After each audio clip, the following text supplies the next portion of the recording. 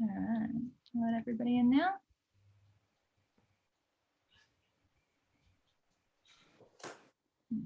Hi, everybody.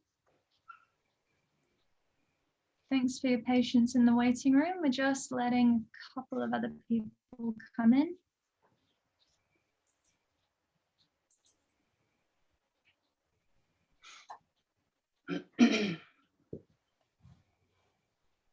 All right. Thank you all so much for joining us this evening. I would like to begin by acknowledging the traditional owners of the land on which I am currently on, the Yagara and Turrbal people. I pay my respects to elders past and present and acknowledge that this always was and always will be Aboriginal land. I'm so pleased to be here with you all tonight for this special discussion of Madeleine's debut novel, A Room Called Earth. Before I hand you over to our speakers this evening, I would just like to really quickly reiterate some of the information that you were sent in the email I passed on to you with the link to join us this evening. You have all automatically been placed on mute, as you've no doubt noticed, and you will remain so throughout the evening, but that doesn't mean that Madeleine's not keen to answer your questions. She's assured me that she is, so please start typing those in as you think of them. We take our questions via the chat box at Avid Reader. If you can't see it right now, then don't worry too much. I'm going to be using it to post the link that you can use to purchase your copies of A Room Called Earth if you haven't already. And when I do, it will pop up on your screen. So as I said, please type your questions in to me there, and I'll start collecting them as the event goes on so that I can read them out later in the evening.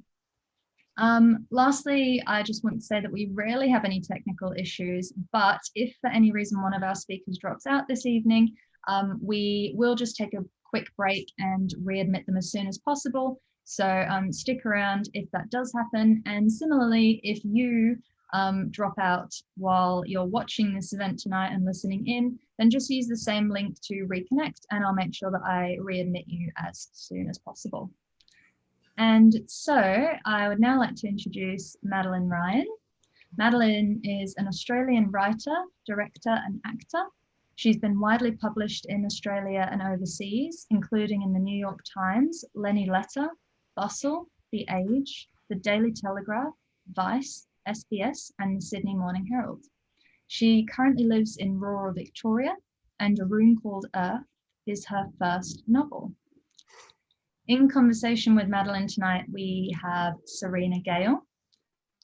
Sarina has worked in the publishing industry for over 15 years and is currently the sales manager for Scribe Publications. She also works as a bookseller at the award-winning bookshop The Sun in Melbourne. She's been shortlisted for the Australian Books Industry Association Bookseller of the Year, as well as shortlisted for the ABIA Trade Marketing Campaign. Oh, and she runs 2 monthly book clubs. So clearly she really likes books. Sarina and Madeleine, it's now my pleasure to hand over to you both for tonight's discussion. Cool. Hi. Hi, everyone. Thank you so much for joining us this evening. It's a real privilege to be able to be here in our lounge rooms in Melbourne and have an audience with a Brisbane bookshop and everybody else who has joined us this evening. So tonight we're going to talk about Madeleine's debut novel, A Room Called Earth, which, yes, you can see behind Madeleine. So this book was published officially into the bookshops of Australia on the 2nd of March. So it's a very new book, 13 days old, in fact. And so tonight we're going to have a chat about the book and the themes and the things that arise in this novel. And as we're in discussion, please have a think about some questions you would like to ask Madeleine. And so I'm just going to kick off. So A Room Called Earth, it is a novel that explores a young woman's magical, sensitive and passionate inner world. It's set over the course of 24 hours. And the plot pretty much is a young woman describes getting ready to go to a party. She goes to the party, she meets some people, she leaves the party, and then she goes home. But with such a simple setup as that sounds, so much happens in this elegant book. There's so many ideas and themes and sort of literary descriptions of feelings and emotions. So even though on the surface of things, it feels like it's a very contained 24 hours, there are so many things that happen in this book. So, Madeleine, I wanted to ask you, what was the genesis of your novel? Where was the spark? What was the thing that ignited the story for you? Well, it was kind of hearing her voice for the first time. I'd been through all kinds of changes in my life. I'd moved to the country and I started writing more. I was kind of writing articles about all different things. I'd deleted social media. I'd done all these kind of fundamental things that changed the landscape of my mind, I think, in lots of ways. And I was actually visiting my childhood home, and my mother had her book group going in the next room. And I went into my childhood bedroom and I just heard the first few lines of the book, which is what they are now. And it kind of, she kept talking to me and taking me to places. And then sort of as I followed her, the world around her and what fit into it and what didn't, and what she was focused on and what she didn't care about, would all sort of take shape as I followed, mainly her voice. I could kind of just hear it very clearly in my mind. And, she was very clear about where she did want to go and where she didn't, and what was important and what wasn't, and the things about her rituals and routines that mattered to her to sort of explore, and her observations about other people and what it means to connect with one another and to miss connections with one another. She kind of, I kind of followed her lead. That's what it feels like anyway. Yeah. So it was a very character-driven writing experience, as in it wasn't something that you sort of plotted out. It was more, I'm just going to let this protagonist take me where she's going to take me. Yeah, definitely. I mean, there would be moments or periods of time where I would have a sense where it might be going, and it would be like, oh, is it headed to this place? Like, okay, that's interesting. And I'd sort of get feelings about what was to come in the future for her, or where it might sort of end up. But yeah, it was quite an intuitive sort of process for me in lots of ways. I think I've spoken to other authors who are real planners and sort of plot things out and create these big kind of almost like family trees of the stories that they're creating, and they'd struck, but it was kind of, that was probably happening in my mind on some level, because there's lots of, as you said, like different facets of what she experiences and observes throughout the 24 hours. But yeah, they came kind of naturally, one thought to the next, or one feeling to the next, or whatever. And I just followed that kind of as closely as I could. Because the thing about this novel is it's a very visceral reading experience. It's sensual, it's magical, it's deeply inquiring, and she's a very curious character about herself and the world around her. And so it's almost like there's not a filter necessarily for the way that she's moving through the world. And was that a deliberate, obviously, if her voice is in your mind, or she's, you're following her, was that a very kind of intuitive process that you just let the saturation, I guess, of her world come into the writing?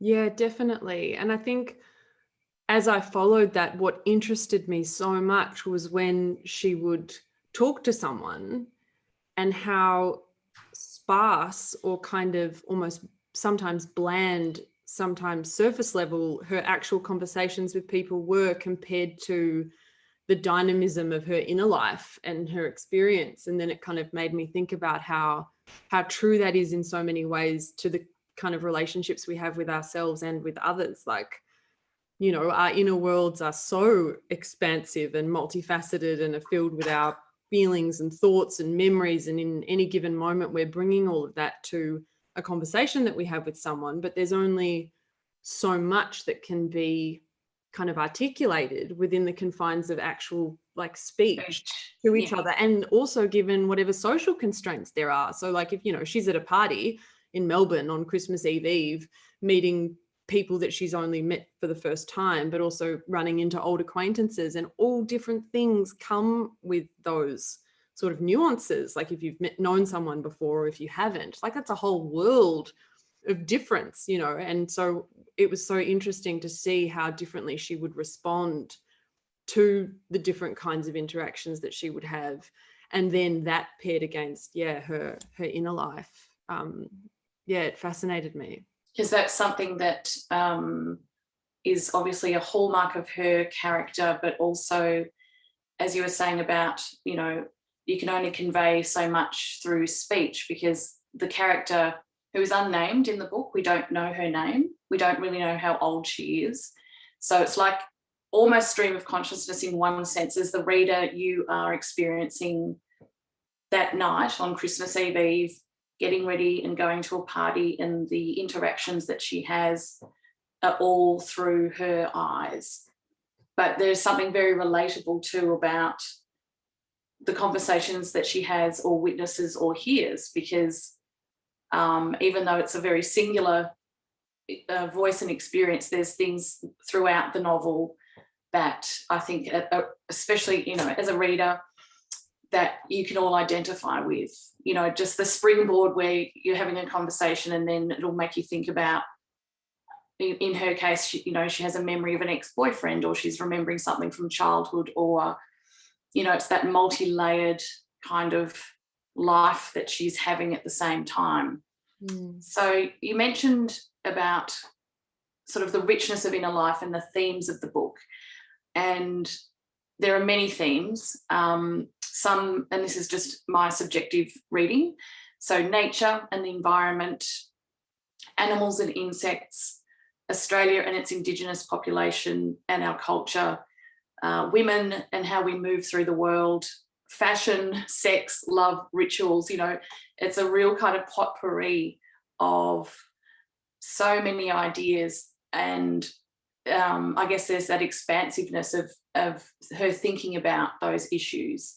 Was that something that you wanted to explore in terms of, though? I mean, did you sort of sit down and go, right, I want to have this theme and this theme and this theme, or was it just much more organic in the way that she's kind of experiencing the world?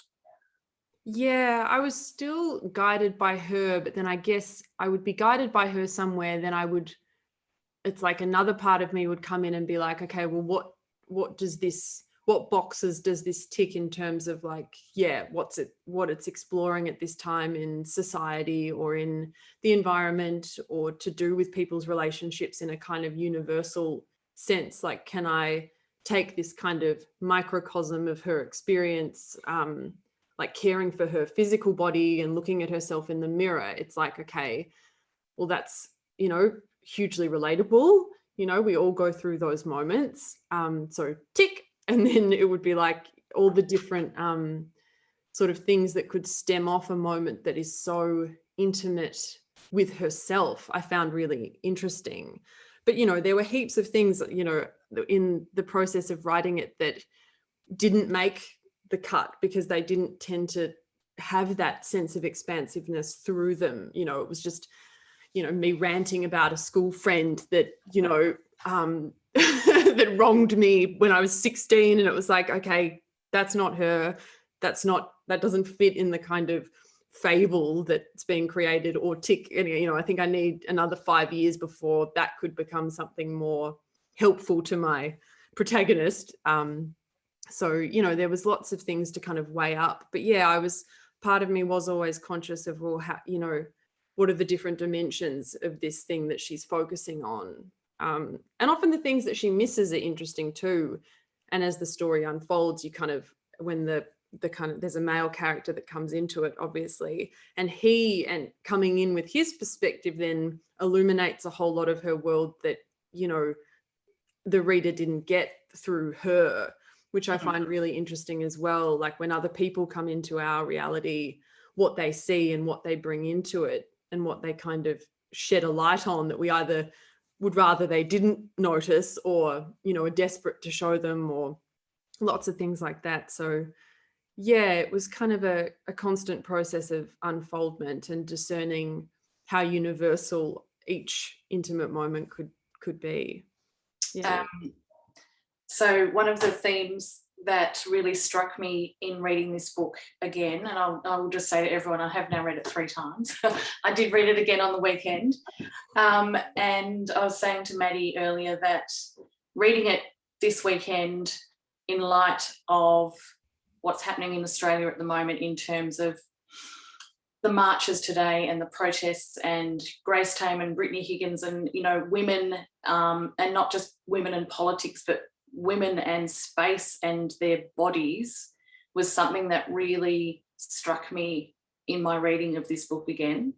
Do you want to talk a little bit about, I guess, she's such a, when I say she's such a female character, as in she's very in tune with her body, she's physically, she's a sensual person, she's kind of very aware of her physicality and how she moves through the world, but there's also lots of observations in the book where she's so acutely aware of being a woman and what that kind of feels like and what that looks like, and how you can have to make yourself small sometimes, or especially when she's talking to men. So I just wanted to, if you could expand a little bit on kind of her womanhood.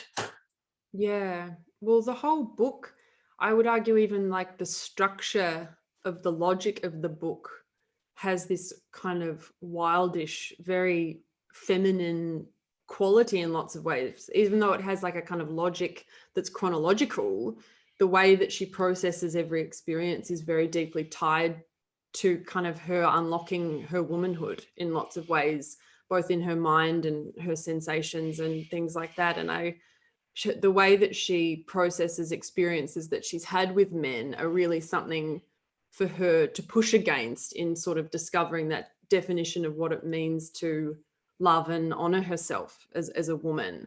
And it's almost like all these, because she reflects on a lot of sort of past sexual experiences and arguments and different ways that she's kind of been treated in relationships and the way that she's treated others in relationships. Although probably less about that. She's probably more comfortable observing others to an extent, but through that she kind of comes to things that she then understands better, that can unlock aspects of herself. And it's sort of very circular in its way of kind of, unfolding like that. But she, the way that she interacts with her body, and I think what I found really liberating about her in many ways was how much that was tied to how she then felt in herself in so many ways. There's a point where she talks about, you know, the way that she'll look at herself in the mirror and what she'll see will be completely dictated by what else is going on in her life. And I find that to be very true in my own experience. You know, we're so dictated to by things that are intangible, but they can have such an immediate effect on how we see our tangible physical selves.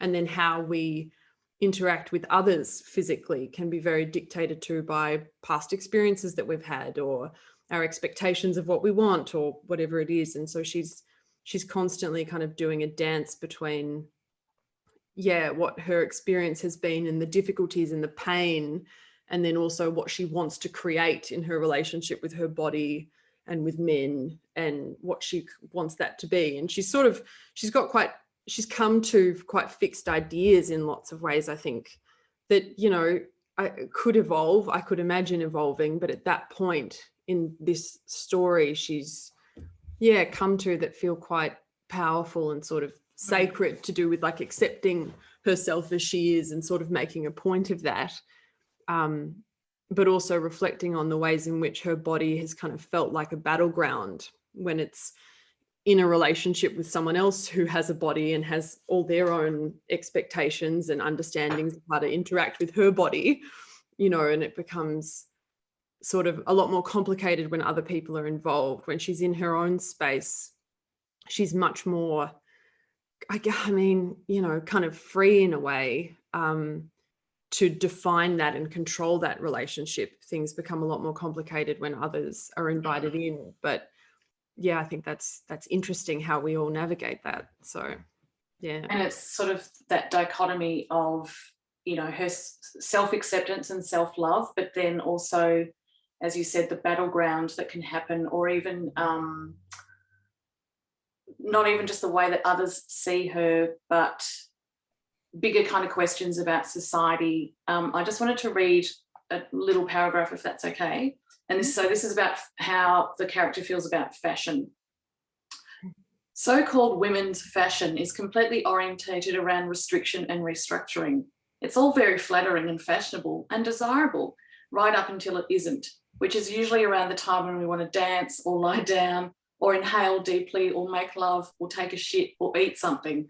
I'm not surprised that so many women are drawn to pantsuits and hoodies and jumpers and stretchy exercise gear and boyfriend jeans and tees, because it's that or being tied up, you know. And so reading just her description about how she's seeing fashion again as a societal thing.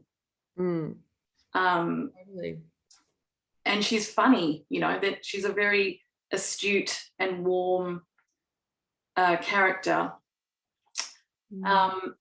Yesterday there was an article that was published that you wrote that was published in the New Daily. And I didn't write that. I can't. Oh, you didn't write that one. No. Oh, you were interviewed. I was interviewed. Yes. I spoke. You spoke. Okay. Very, very comfortably for 20 minutes to someone who then, who did all. Okay, so let me rephrase that. In an article that was published yesterday in the New Daily, you said that you hope that your novel goes some way to creating a better understanding about neurodiversity, and that the thing that connects human beings that everyone wants to feel is valued. Can you expand a little bit? Because I think that's the thing with this book. In the reviews that I've read, so many reviewers have said that it's given them a fresh perspective or a different perspective that's kind of eye-opening, but also refreshing, as in I'm learning to see the world through a neurodiverse kind of way. It's never explicitly spoken in the book that she is. And again, that's something I think that you've talked about previously about labels and how labels can be constricting. So can you just talk a little bit about, you know, what you hope the understanding could be from reading the book? Yeah, well, it's definitely a celebration of neurodiversity in lots of ways. And I see the role of neurodiverse people and characters like her in many ways is to sort of illuminate the things that I guess a lot of you'd call neurotypical people or tendencies have been to sort of skim over, like in the process of sort of social evolution or whatever. It's like there are lots of group sort of instincts to kind of move through things for the benefit of everybody. And in that process, these kind of nuances have gotten lost, and often neurodiverse people will be very sensitive to these things. Like they'll be at the forefront of their awareness. That I always seem to use this example, but it's like the fluorescent lights in the supermarket are like horrific, and all the different things to choose from can be overwhelming. And then if you've got to talk to people, and then there are noises, and then there's like, it's like a neurodiverse person might be very attuned to the horrors of the supermarket, but someone who's kind of driven by the social instincts that are considered neurotypical will just move through in order to, you know, do the shopping so that they can get home and cook the dinner and, you know, do the thing. Whereas the neurodiverse person will be like, whoa, wait, this is no good. This is intense. This is hideous. This is not a pleasant experience. And then it can kind of help others, because it's not like, from what I understand, neurotypical people necessarily enjoy that either. It's just the priority is sort of different, or you're skimming over it to sort of get on with another agenda. But it can be helpful to stop and to observe what that is and to unpack it and maybe change it so that the environment can be more harmonious for everybody. Like I've often found that when neurodiverse people's needs are sort of listened to and honored and met, it can help liberate everybody in lots of ways. And I find that quite exciting as like a storytelling device too, because then I'd like to think that, yes, through honoring her perspective and all the kind of the subtleties and the details of that, it can help unlock lots of things for lots of people through that sort of slowing down and going moment by moment and noticing the sensations and the thoughts and the feelings, as distinct from kind of rushing to, I guess, plot or social sort of norms or whatever. It's like it's kind of operating from a different outlook. So yeah, on one level, you know, I hope that people would read it and be like, wow, like what a perspective. But on the other hand, I'd love people to read it and sort of be like, wow, like being human is like, you know, so dynamic, as distinct from sort of just a certain type of person is what's dynamic. Because I find, yeah, I see her as a key to unlock lots of things for lots of different types of people. I don't really know if that answers the question, but yeah, there's obviously no labels, as you mentioned, in it either. Like it's not sort of explicitly stated that she's autistic, but I certainly see her as that. But it sort of never felt entirely natural to sort of stamp her with it, because she never stated it in her thinking. It's not like, you know, I as an autistic woman don't necessarily walk around all day thinking about the fact that I'm autistic. You know, it's not like that word comes into my mind that much. So in honoring her inner world, it didn't, anytime I tried to use any label like feminism or mysticism or veganism or colonialism or whatever it was, it just always felt too heavy-handed, you know. And then it comes with all these stigmas, and people bring their own assessments of what that means to it. Whereas if you kind of liberate the story from that and liberate her from that, then you can really just have an experience that's a bit free of the weight of what those labels mean. Even though they have a place and they can be helpful, that I think that they can become quite constricting when it comes to those like nuances. And I think also if you have all the isms, or if she declared in the novel that she is autistic, I think that, as you were saying, that potentially what that could do is shut out, like it's already, then the reader is kind of putting their own perception or their own ideas or their own kind of understanding of what they think that that looks like. So by removing the isms, and we'll just call them the isms, it sort of, it allows the reader to experience her world and all the isms, you know, there are, without them being sort of stated. As I said at the start, you know, there are so many themes in this book that some felt very prescient, some felt, you know, that it's like, oh gosh, this is still happening, you know, to women in the world. And but as a reader, it allows them to just be kind of in her space without bringing all your own things to it, I guess. Yeah. Which, I mean, I think you've done a really great job of creating that space for the reader to enter the story, to be in her world. And then it's up to the reader to kind of make up their own kind of, not judgment, but their own kind of mind or subjectivity about those topics, you know. Yeah, and that's what I would want. I think it's nice to free that up also, so the reader can come to their own decisions about, you know, what to make of her different assessments of people or things, and whether you agree or disagree or not, or, you know, the big categorical names and words sort of pale in significance to me if you can create that space with like a reader. You know, it's very intimate then, you know, it's almost like some of those words or themes can be like a wall or something that's quite, well, this is what it is. And then the person only has so much room to move within that. Whereas, if you can kind of soften it a bit, I think that that's very powerful and would probably help in a lot of our communications with each other anyway. But that, you know, I'd like to think the book is sort of, a nice soft space to look at difficult things in a way a bit more closely, because those big labels aren't hovering over it constantly. Sort of. And I think, you know, without the labels, it also allows the reader, you know, so she's kind of riffing in her mind about, as we were talking about, all these big themes, you know, but also it allows you, and when I say you, the reader, to reflect on your own life or relationships or things about nature. You know, there's a scene in the book where, and this isn't giving, no spoilers, I'm not giving anything away, but there's a scene in the book where there's a storm, and she's in her garden and she's naked, and she's kind of just loving the big fat rain splashes on her body, and the ground's all muddy because it's one of those really big storms, you know, big fat rain downpour, and then she's just luxuriating and kind of enjoying the feel of the squelchy grass under her feet and the mud and the rain. And then I was just, as I was reading that scene, I was like, man, I haven't been in a storm for ages. Like, it made me think,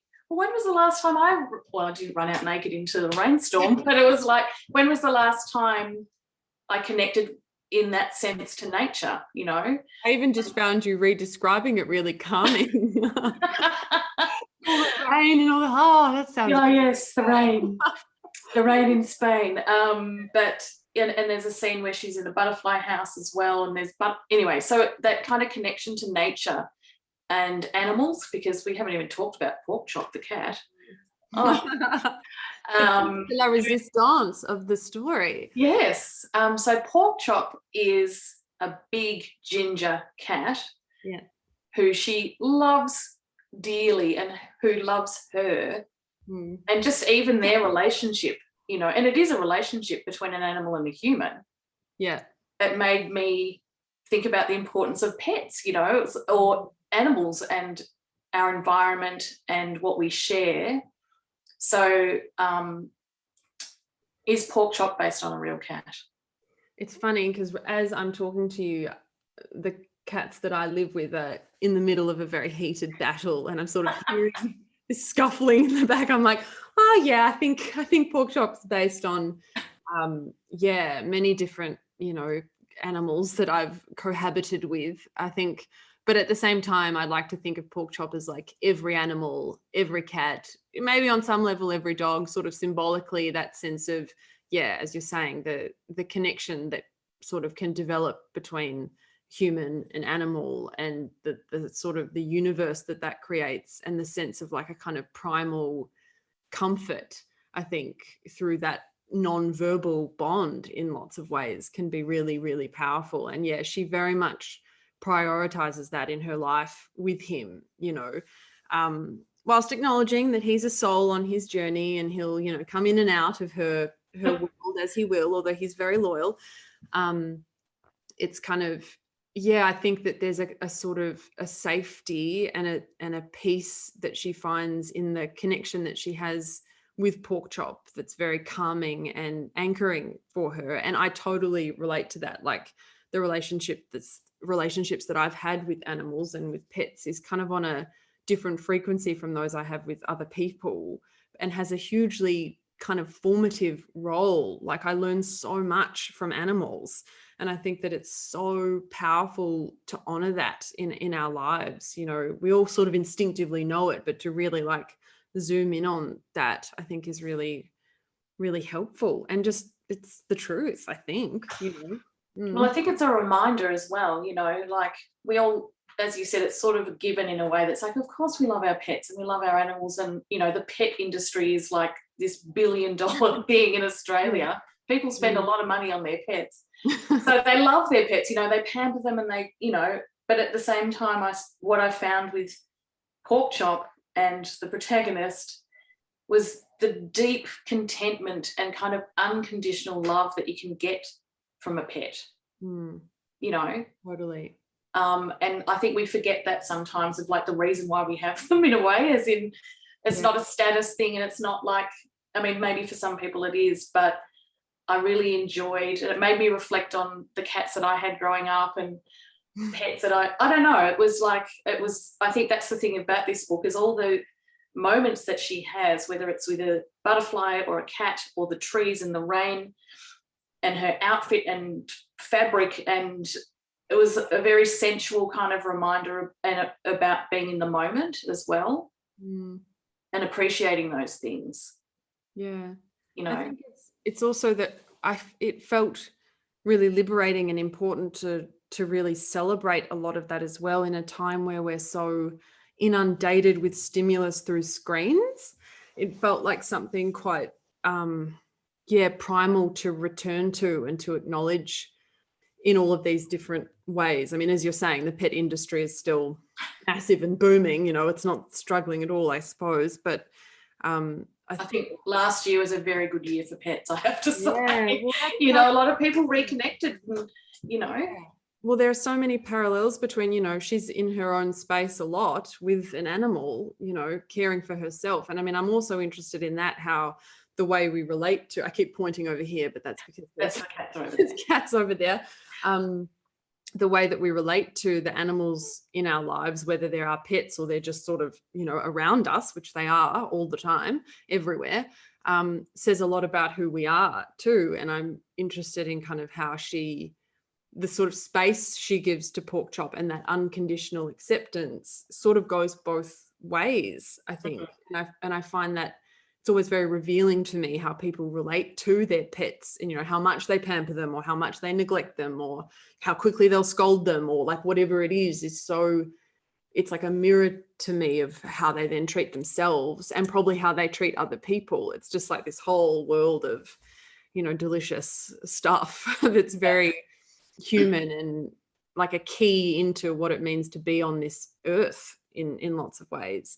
But yeah, as well, like that kind of sensuality of the story that's tied to Pork Chop, but also her body and the being on the earth. I think it's just, really, it felt really nice to kind of go into that and to write it, I think, because it can be so easy to get so consumed by screen time, basically, but like information that's coming through these, this medium or vessel that's on a whole different frequency from a lot of that. So to find a harmony between the two, if you can, in your life is really powerful. And if the book can help, I don't know, inject some of that back, that'd be great.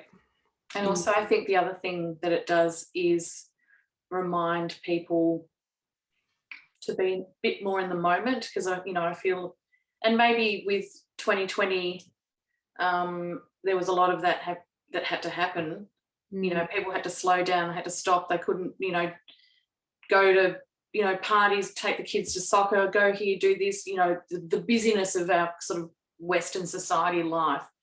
In a way, this book is also an ode to kind of slowing down and just being a bit more present in the moment. That's how I read it as well. Definitely. I mean, I'd love it to do that because it definitely required that of me, even the process of writing it, sort of being present with her and what she could see, what she was feeling, what she was remembering, what her body was doing in each given sort of intersection was a really powerful experience to sort of consider. And I think that it's so easy, like I think early on, I can't remember who I was talking to, I think it might have been the American publisher. She was like, so much happens in a day. Like, it's so easy to forget, like so much happens. Like when you think of all the interactions and all the decisions that we make and like how much actually happens moment to moment. If you stop and like look at it all, it's kind of astonishing. It's like simultaneously horrifying and like a miracle, but it's like there's so much going on. And I guess, any like meditation course you do or whatever is also about slowing down to sort of observe that and the different facets of that. So I mean, I'd love it if the book could reconnect a reader with that sort of awareness, because it certainly helped me in the process of writing it, like to reconnect with that. And speaking of the process of writing, how long did it take you to write the manuscript? I think it was a couple of years in the end. It must have been like, because it was sort of on and off with writing articles a bit. I think it was like, it must have been about a couple of years in total, I would say. Because it certainly doesn't feel like that as I'm reading it, if that makes sense. I mean, because, and yes, it's in the 24-hour period. So like you're reading it and you sort of think, Madeleine must have written this in a day, but it felt, it sort of had that immediacy where there's no break of style or pattern, or, you know, it's sort of all feels like it all just came, not tumbling out, obviously. I mean, obviously, you know, an awful lot of work and care and diligence, and then editorially, but so it sort of surprises me to hear that it was a couple of years, because it certainly didn't feel like that as a reader. There was something very seamless about sort of her character, her development, her revelations, her kind of sensuality. It all just felt like you're there with her in that really short, obviously, in that period of time. Well, so I think probably, what was interspersed in that was just me wrestling with myself around it, that probably congested the time a bit. It's sort of me reconciling, novel writing and other things going on, I guess, in my life, or coming to terms with, like, I think because I was writing articles about, being autistic and lots of things at that time. And I think I was in this weird sort of push-pull state with it, because the articles, it's like, you pitch it, you get it commissioned, you get feedback from an editor straight away, then it's shared, then people respond to it, and then you get paid, and then you do it again. And it's kind of got this like immediacy about it. Whereas then I'd go into the novel and it was like, whoa, being in the abyss, and I could only stand so much of it at the start. It was like, it was so nourishing to go into that space and to sort of liberate her and to follow her voice. But then part of me would sort of be like, oh, but I should go pitch an article and write a story and do the thing, because it was almost like an addictive sort of pattern.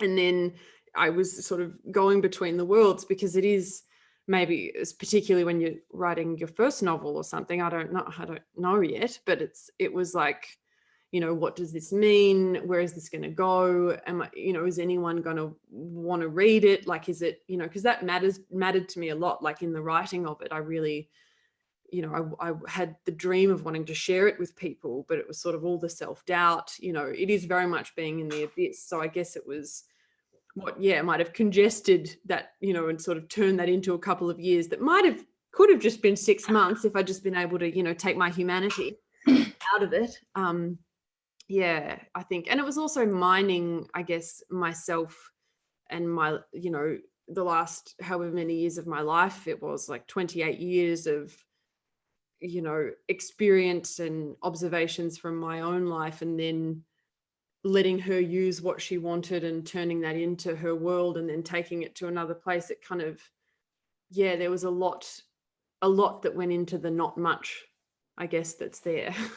Well, there's certainly a lot there, let me tell you. It's not that there's not much, but it's interesting how you're talking about, balancing those things in your life in terms of, you write articles, you've been widely published in articles and forums and interviews and all sorts of things, and yet, as you said, that's sort of like the quick fix. It's like, yep, pitch, write, get paid, do it again. Whereas the novel, it's a long tail. It's like, what happens when I even finish this? Who's going to read this? Will I get this? Will it be published? So what was the publishing journey? How did that kind of come about? What was the publishing journey? Like, plenty of rejection, plenty of high hopes, plenty of near misses, all of that. That was probably part of the 2 years too, in a way. I mean, I didn't want anyone to read it till I'd done a full one version of it. Like, I'd had a few articles published in America, and a couple of literary agents had sort of contacted me being like, wow, like, we're so interested and whatever. And I was like, okay, when I'm finished.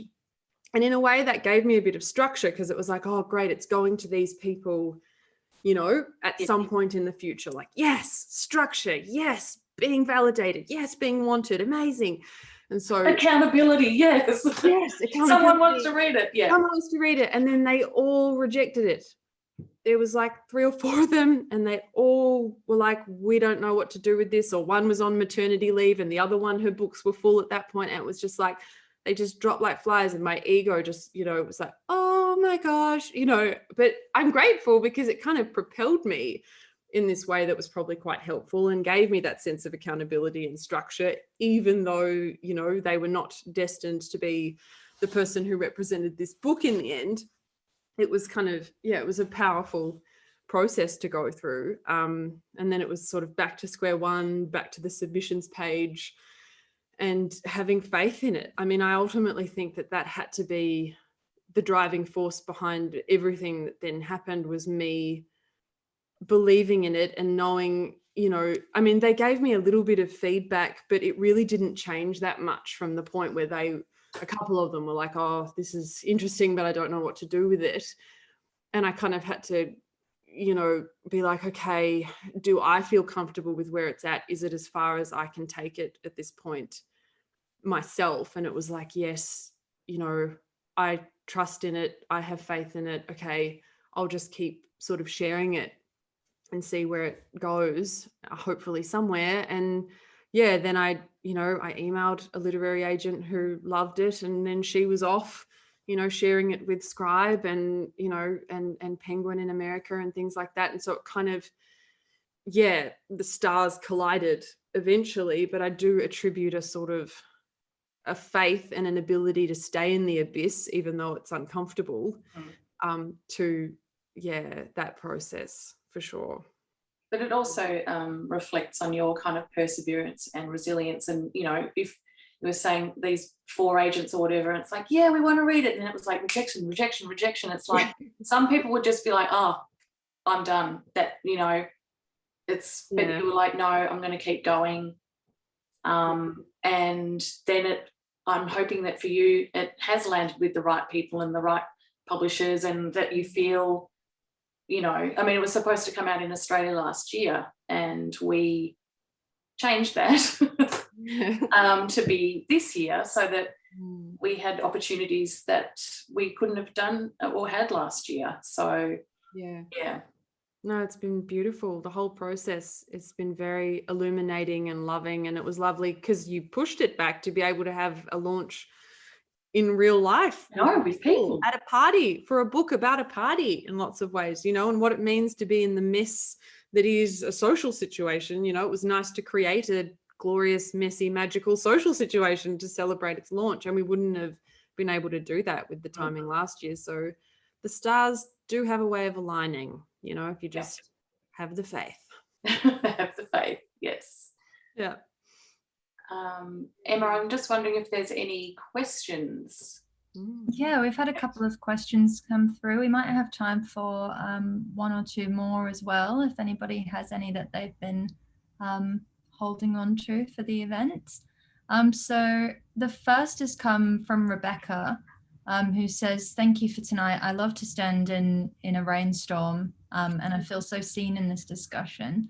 And Rebecca also said, is or will there be an audiobook released coming from a late diagnosed ASD human who is now devouring books in relish after struggling for quite a while? Well, yes. I mean, there is an audiobook which came through, but it's Penguin has it, and I read it. So it's my reading of the book, but you might have to go through Penguin or Penguin's various websites or whatever to get access to it or to buy it, I think. But it does exist. It is out there. So that's just to clarify, that's Penguin US. Yes. So there may be local Australian audio version, hopefully. Maybe. Yeah, I'm not sure what the deal with that would be yet, but yeah, I don't know. Right So now. Rebecca, hopefully there will be, is the answer for an Australian audiobook, but there's definitely the American one. How one procures it, you'd probably have to go through the Penguin America website. Yeah. Great, thank you. And Sarah has asked, she said, a ginger cat called Pork Chop. I already love this book. Sarah wants to know how much of the protagonist's experience is taken from your own and how much of her experience is her own. Yeah, it was definitely a dance between us. I mean, you know, her experience is absolutely her own, and the night that she has is absolutely her own, but she would sort of draw on different memories and observations of mine and then amplify them in certain ways to sort of come to her own conclusions about things.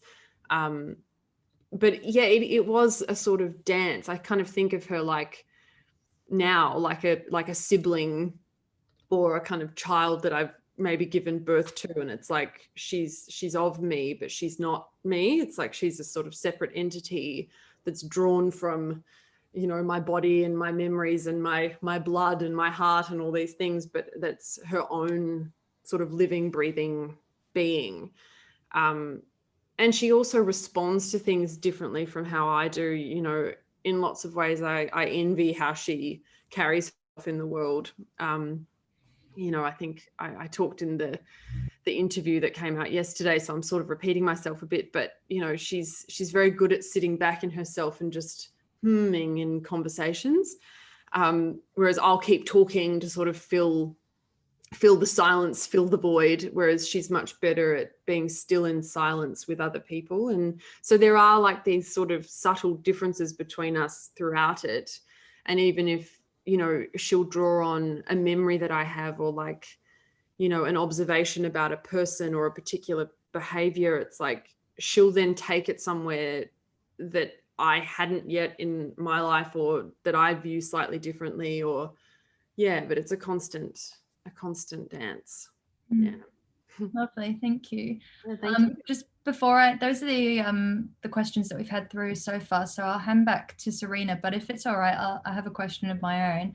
I just wonder if you could talk a little bit more about your process as a writer, in terms of when you sat down to write this book over the years. Do you start at the beginning? Did you start with a favorite scene or a particular scene? I know that you mentioned at the beginning you're quite character driven, but I'm interested in the process.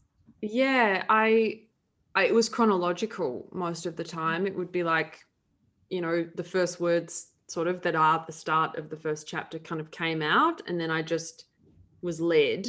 But then I would sometimes find myself going back to revisit things and expand on them, and then they would go somewhere else, and then I'd go back to the path and carry on again. So it was sort of, it's like going forward and then going back and fleshing out a bit and then going forward again and then continuing on. It was sort of, yeah, like a back and forwards motion, but largely chronological, I would say. Yeah. So thank you so much. Yeah, that's all right. Well, Sarina, if you had any final questions, or Madeleine, if you had any final comments you wanted to make before we conclude this evening. Thank you both so much. It's been such a wonderful discussion. I do have a question, and it's also an observation, Madeleine. You talked about how your character is drawn from, or she has sort of dances with you in terms of, yes, there are things that are drawn from your life, and then she amplifies those experiences or changes them for the character. But I do want to ask you about Heath Ledger now. Oh my God.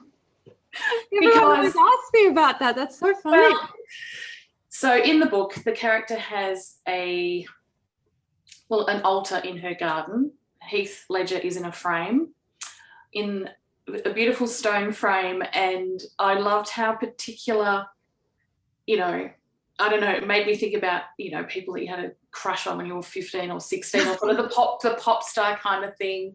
But I loved how singular and kind of, it was like, so was there obviously it was a deliberate decision and a choice, and I'm just curious as to why Heath? I mean, I love Heath, don't get me wrong, but this is the interesting thing about him as like a soul and as an energy. He does seem to resonate with so many people, and people keep asking me about that detail in the book. It's hilarious. I'm so glad he's in there in that way. It feels like, because he's sort of a guardian angel figure to her, that it's like he's present. It feels, it's crazy how he sort of, you know, keeps coming up. I think that's really lovely. But yeah, I mean, I do have a poster of him myself, but it is not in a stone frame surrounded by geodes and all the things, even though, you know, it's quite ominous in its way. It's very, very powerful. And I certainly drew from that in the creating of her sort of magnificent fairy tale fable-like situation. But yeah, I think, you know, this also, given different things in her life as a character, being drawn to these people and figures in the world who have this kind of overarching influence that she can feel kind of protected or seen by, was interesting to me. Like, she's also got a massive poster of this amazing model who's Yasmina Rossi. She's in her, I think she's in her 60s or 70s now. You can look her up. She's this magnificent sort of woman, and she's often in fashion magazines and things still. And so the protagonist also has this kind of big image in her bathroom of Yasmina. And I think that again is this sense of this kind of tribal elder watching over her that enables her to feel seen, held, guided in a sort of in a way in the world. So, you know, yeah, those are throughout the story, and he's one of them, but she's got a few that function in that way. Yeah, well, but also I think there's something very relatable about the people that we, you know, whether they're celebrities or they're pop stars or they're figures of some, you know, renown in different industries. It's sort of like often you'll have kind of a resonance with one or two, or like they'll be very special to you as a human. Absolutely. And you sort of feel like you have a very particular relationship. I mean, even though you've never met them, you know, but you know what I mean? You were saying that they're guiders or protectors, or they're kind of, you know, elders, or it's like, I like the way that they've conducted themselves, or the way that they've moved through the world, or there's something kind of old worldy or old soul about them. So, you know, there's a resonance there. So I think that was a kind of a very universal thing for me in the book, because then it made me think about, you know, heroes or heroines, or who are your guardian angels sort of thing from that. Yeah. So I kind of loved that element of her. And so there are so many things about her that are so relatable. And so I thank you so much for writing the book. It's been a joy talking to you this evening. And I can't wait to see what you do next. Oh, thank you. Thank you so much for having me. It's been lovely to be here with you all and connecting in this way through the ether and through the computer. It's an honor to be here to talk about it. Thank you for your thoughtfulness, and thank you, Emma Kate, for your mediating, hosting and everything. It's been lovely. You're very welcome. It has been lovely. Thank you both so much for such a great discussion, and thank you everybody who's joined us for the wonderful comments and questions that have come through. It's been absolutely wonderful. I've posted the link again that you can use to purchase your copies of A Room Called Earth from us at Avid Reader. So please do follow that if you haven't already grabbed some. And thank you all again, and I hope you have a lovely rest of the evening. Yay. Thank you. Thank you so much, Emma Kate. Thanks, Avid Reader. Thanks, Madeline. Good night, everyone. Good night. Bye.